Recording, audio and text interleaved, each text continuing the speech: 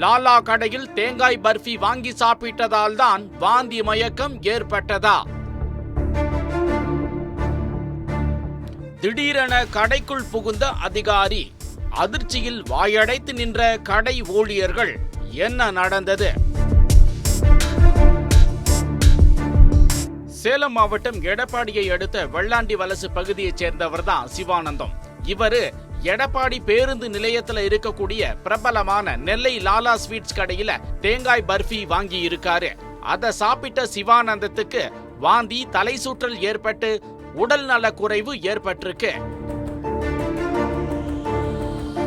உடல் நலன் பாதிக்கப்பட்டதுனால லாலா ஸ்வீட்ஸ் கடைக்கு போய் தேங்காய் பர்ஃபி விற்பனைய பத்தி சிவானந்தம் கேள்வி கேட்டிருக்காரு.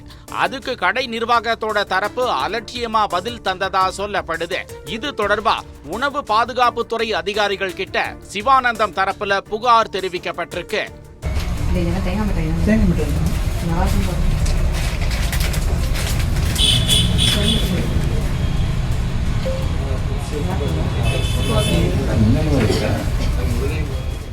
அதன் அடிப்படையில் சம்பந்தப்பட்ட ஸ்வீட் கடைக்கு போன உணவு பாதுகாப்புத்துறை அதிகாரிங்க ஸ்வீட் செய்யக்கூடிய இடம், அதை பேக் பண்றது, கடையில இருக்கக்கூடிய ஸ்டாக் ஸ்வீட்ஸ்னு எல்லாத்தையும் பார்த்து ஆய்வு செஞ்சிருக்காங்க.